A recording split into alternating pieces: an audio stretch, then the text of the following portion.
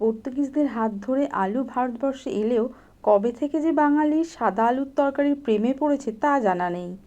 লুচি বা পরোটার সাথে এই তরকারি ছোট থেকে বড় সবারই পছন্দের তালিকায় জায়গা করে নিয়েছে। অতি সাধারণ এই রেসিপিটা নিয়েই আজ চলে এসেছি। এইভাবে চৌকো করে আলু কেটে ধুয়ে নিয়েছি।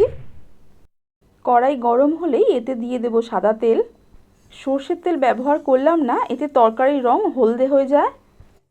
তেল গরম হলে দিয়ে দেবো কালো জিরে, এক টুকরো শুকনো লঙ্কা। যাদের শুকনো লঙ্কা সহ্য হয় না তারা এটা না দিতেও পারেন। আমি একটা কাঁচা লঙ্কাও দিয়েছি, এতে তরকারিতে খুব ভালো একটা ফ্লেভার আসে। আলু দিয়ে ভালো করে নাড়াচাড়া করে নেব। চেষ্টা করি যতটা সম্ভব কম তেলে রান্না করার। রেসিপিটি ভালো লাগলে অবশ্যই একটা লাইক করবেন আর কমেন্ট করে আমাকে অবশ্যই জানাবেন। আমার সাথে জুড়ে থাকতে চাইলে অবশ্যই চ্যানেলটি সাবস্ক্রাইব করবেন আর পাশে থাকা বেল আইকনটি প্রেস করে দেবেন। ভিডিওটি যদি ফেসবুকে দেখেন পেজটি অবশ্যই ফলো করবেন। আলু অল্প ভেজে নিয়ে দিয়ে দিয়েছি লবণ, দেখেছেন। এবার দিয়ে দেবো কয়েক টুকরো টমেটো কুচানো। ব্যাস হয়ে গেল। এতে আমি আর খুব বেশি মশলা ব্যবহার করি না। পরিমাণ মতো জল দিয়ে ফুটতে দেব। এখানে একটা কথা বলে রাখি, আপনি কতটা ঝোল পছন্দ করবেন সেই পরিমাণে জল দেবেন। এবার কিছুক্ষণ ঢাকা দিয়ে ফুটতে দেব। এই তরকারি মুড়ি দিয়ে মেখে খেতেও আমার বেশ ভালো লাগে, সাথে কিছুটা চানাচুরও নিয়ে নিই।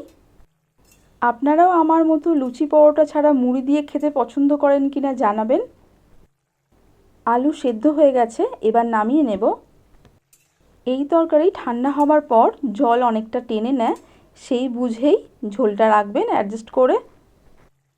এর সাথে পরোটা বানাবো বলে ময়দা আগে মেখে রেখেছি। চামচ দিয়ে কয়েকটা আলু ভেঙে দিলে খেতে আরও ভালো হয়। নামানোর আগে আমার ঝোলের পরিমাণটা ঠিক এই রকম আছে। ঠান্ডা হলে এর ঘনত্বটা আরেকটু বেড়ে যাবে। অন্যদিকে তাওয়া আঁচে বসিয়ে দিয়েছি, গরম হলেই তাতে অল্প তেল ব্রাশ করে নেব। দিয়ে দিলাম ত্রিকোণ করে বেলা পরোটা। একটা পিঠ হয়ে গেলেই উল্টে নেব। এই দিকটা হয়ে গেলে আবার একবার উল্টে খুন্তি দিয়ে ভালো করে চেপে চেপে সেঁকে নেব। এরপর দিয়ে দেব তেল। আমি রিফাইন অয়েল বা সাদা তেল ব্যবহার করেছি, আপনারা চাইলে ঘি বা ডালডাতেও ভেজে নিতে পারেন। সকালে জলখাবারে যদি এরকম সাদা সাদা পরোটা আর সাদা আলুর তরকারি হয় তাহলে তো দিনটা খুব ভালো শুরু হয়। আর এই দুটোর কম্বিনেশন ছোট থেকে বড় এক লহমায় সবার মুখে হাসি ফোটায়। এর সাথে যদি পাতে থাকে দুটো রসগোল্লা, কেমন হয় বলুন তো। আজ এই পর্যন্তই। রেসিপিটি কেমন লাগলো আমাকে জানাতে ভুলবেন না। আমার সাথে জুড়ে থাকতে চাইলে অবশ্যই চ্যানেলটি সাবস্ক্রাইব করবেন।